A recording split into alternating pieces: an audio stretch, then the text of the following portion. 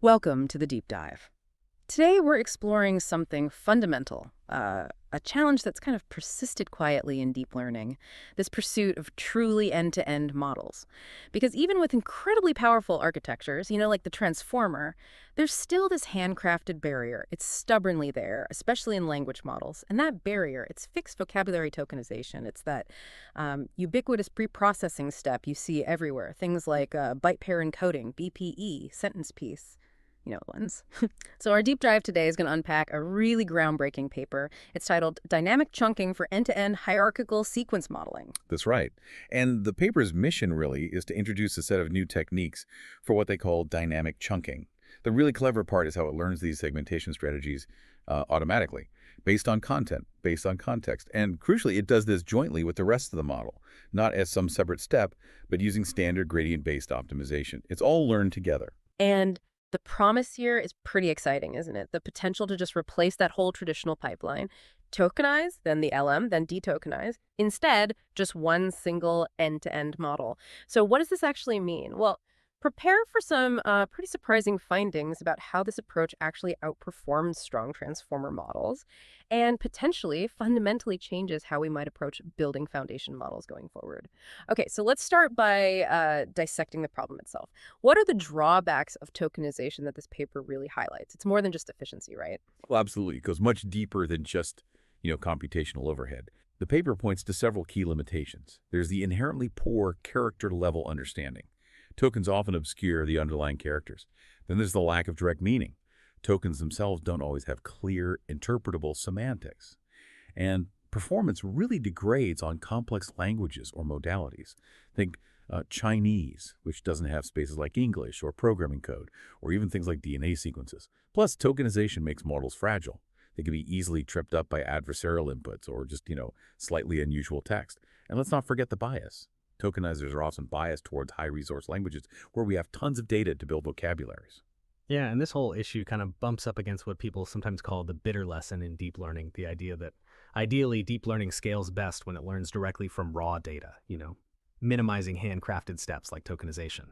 But the challenge, the real hurdle, has been performance. Until this work, no truly end-to-end tokenizer-free model could actually match the performance of good tokenizer-based models, given the same compute budget. Closing that gap while ditching the tokenizer. That's been the goal. And people have definitely tried, right? The paper goes through quite a few prior attempts. Could you walk us through some of those and maybe why they didn't quite hit the mark? Sure. So one direction was direct byte-level modeling, using what they call isotropic architectures, models that process everything uniformly, things like Mamba byte. But the problem there is, well, it's just computationally massive. Byte sequences are long, and they tended to underperform tokenized models because of that. Okay, then you had hierarchical approaches, models like the hourglass transformer or megabyte. They tried hierarchy, but used simple pooling methods. The pooling wasn't data dependent. So they struggled with data that has variable information rates, like language. They couldn't adapt the segmentation. Right, they couldn't adjust the chunking based on the actual content. Exactly.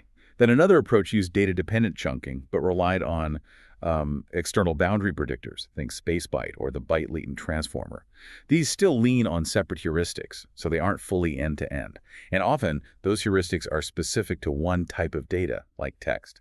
Not truly general, then. Not really. And finally, there were attempts with jointly trainable boundary predictors, like DPT. But they ran into fundamental issues.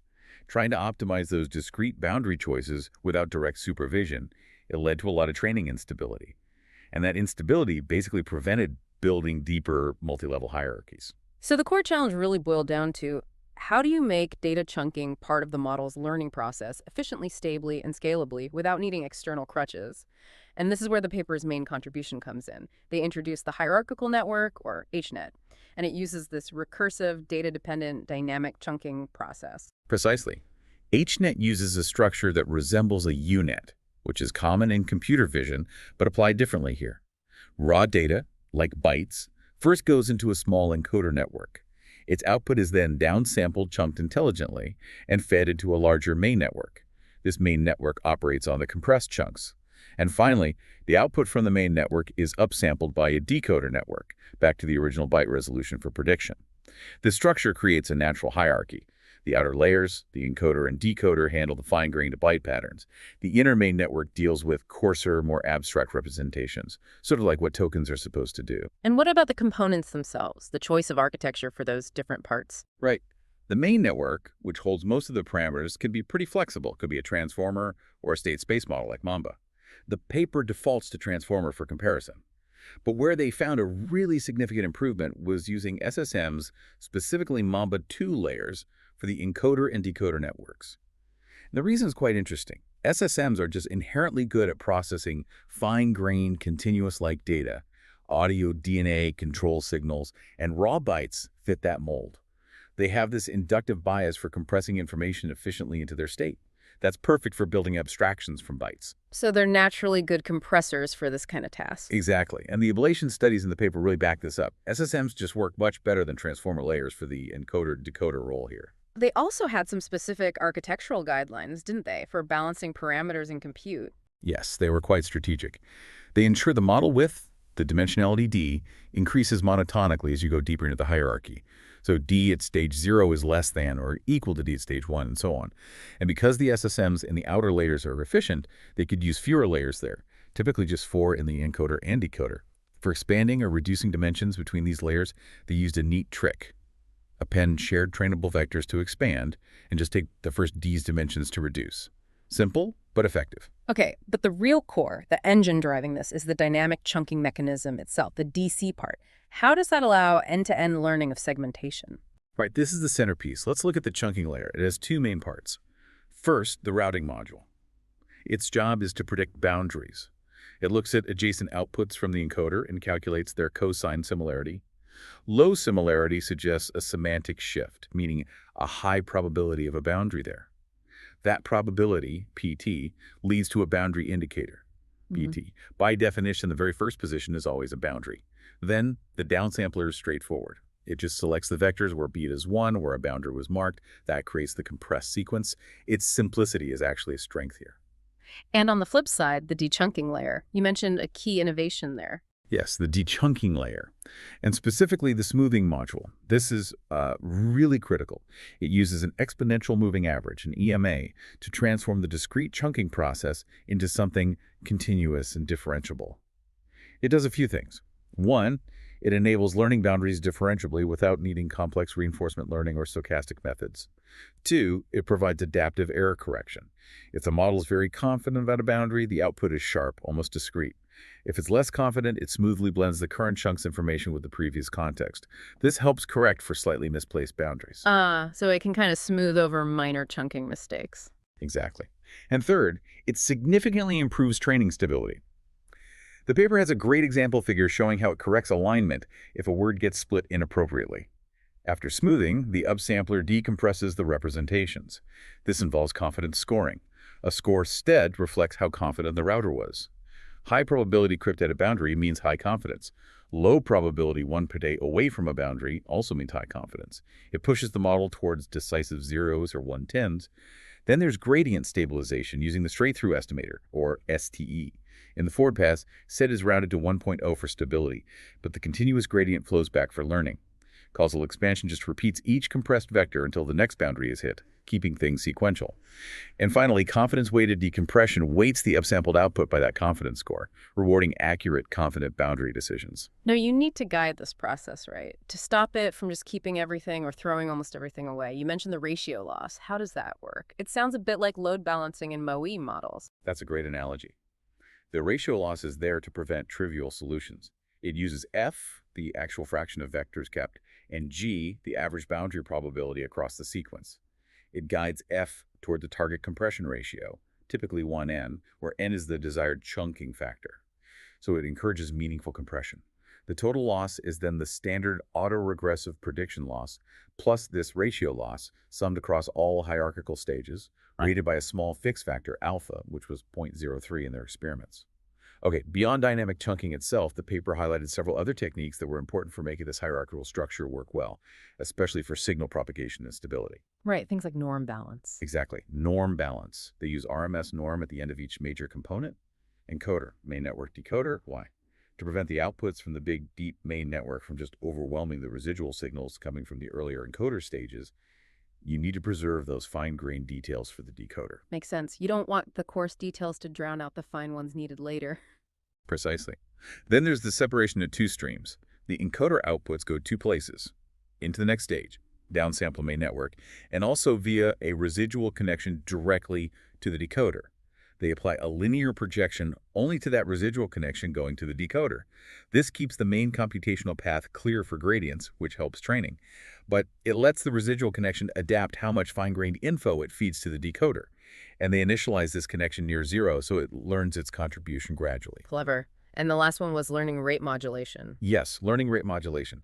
The outer stages, the encoder and decoder, process much longer sequences at byte level, so they get proportionally higher learning rates.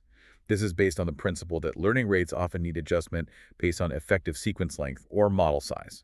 Empirically, they found this really helped speed up the learning of the chunking mechanism itself, made it more stable. So with all this complexity, how does HNet actually maintain causality for autoregressive generation? How does training and inference work? Good question. During training, it's pretty standard in one sense. They use causal masking in all sequence mixing layers, like transformers or SSMs. But critically, the dynamic chunking mechanism itself is inherently causal. The boundary probability dip only depends on the current QT and previous KT1 representations. No future peaking.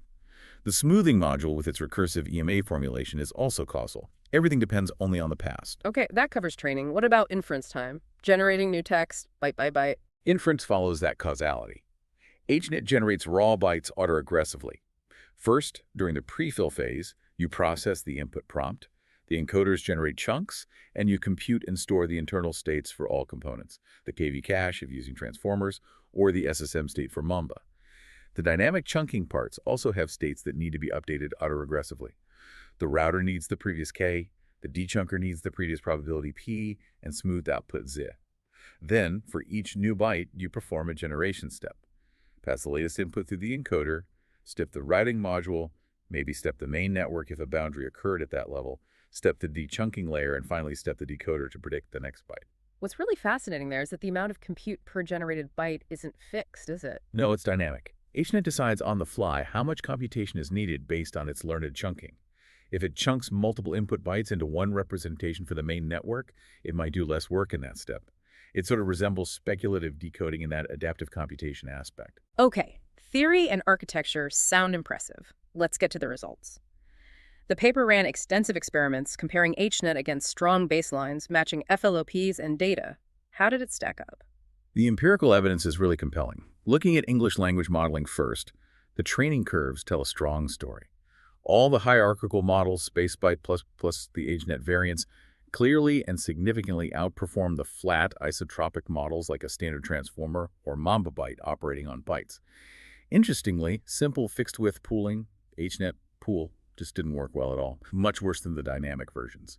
The architectural improvements, like using Mamba in the outer layers, seen in spacebyte++ over original spacebyte, and the signal propagation techniques, HNet space over spacebyte++, were clearly validated by the results. Each provided a boost. And the dynamic chunking itself? That was the big jump. HNet 1 stage, with learned dynamic chunking, outperformed HNet space, which used strong but fixed heuristics.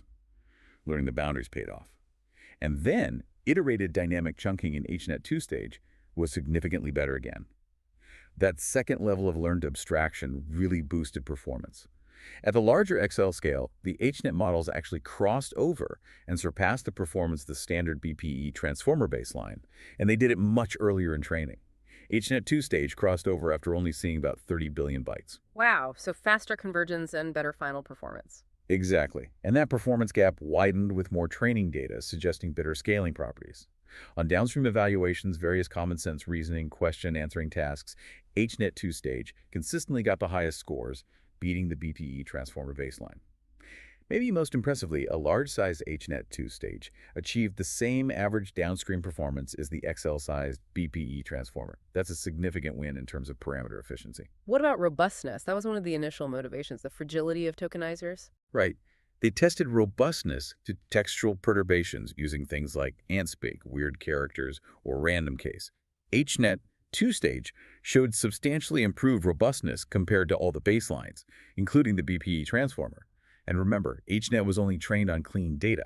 That's a huge practical advantage. It handles noisy or unexpected input much better just by avoiding tokenization. It really is. And the visualizations of where HNet places its boundaries are fascinating.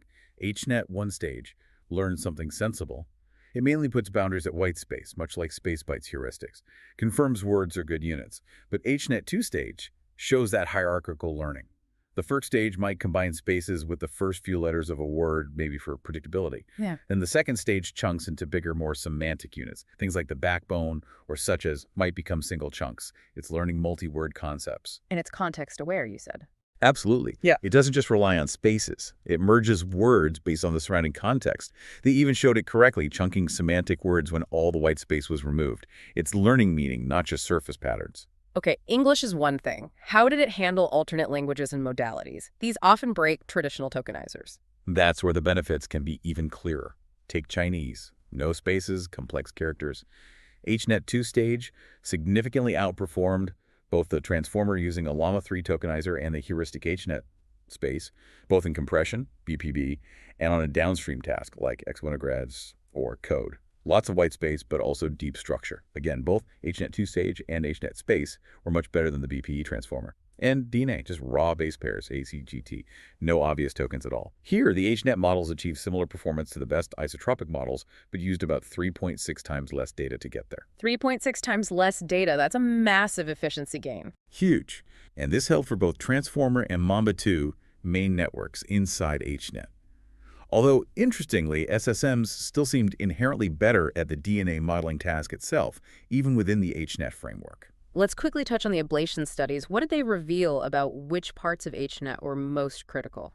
They really confirmed the importance of the new components, the smoothing module and the dechunker. Absolutely essential. Without it, training was unstable, and the compression ratio just fluctuated wildly. The similarity-based routing and the straight-through estimator also proved important for stability in getting those interpretable chunking boundaries. And the choice of Mamba for encoders and decoders. Confirmed as critical. The ablations for encoder and decoder layer selection showed pure transformer encoders. Decoders performed worst and really struggled to compress effectively. What's really telling is that Mamba layers were better even when processing BPE tokenized inputs in an ablation.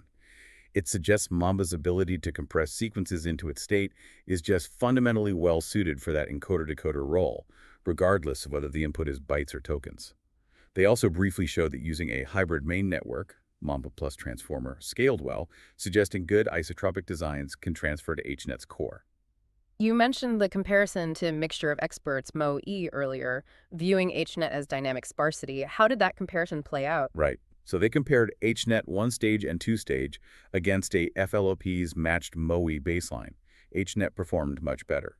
This suggests its advantage isn't just from generic sparsity, like MoE activating different experts. It's from the semantically meaningful chunking. It's learning how and where to be sparse based on the data's content. Okay, so stepping back, what's the big picture here? What does HNet really signify for deep learning? I think HNets represent a really significant step forward. They genuinely unlock the ability to remove that persistent preprocessing layer, the tokenizer, and learn segmentation directly from data, end to end. The core innovation, that dynamic chunking mechanism learning context-dependent discrete boundaries via standard backpropagation, is powerful. It leads to models that beat strong tokenized baselines. And the recursive nature, stacking these dynamic chunking layers, seems to amplify the scaling benefits even further. So it tackles those fundamental tokenizer issues head-on, improves robustness dramatically, and works well across really different kinds of data, text, code, DNA. It feels like it sets the stage for more general foundation models that can learn more effectively with less handcrafted interference, more learning, less processing, as they put it. Absolutely. And it leaves us with a fascinating question, doesn't it? The paper mostly explored just 2 stages of hierarchy. What happens if you build HNets with 3 stages? 4. Could even deeper levels of learned dynamic chunking unlock qualitatively different abstraction capabilities? Maybe even impact reasoning? That's a really provocative thought for the future. For everyone listening, imagine models that aren't locked into a fixed vocabulary from day one. Models that can adapt their internal way of representing information dynamically based on the data they see.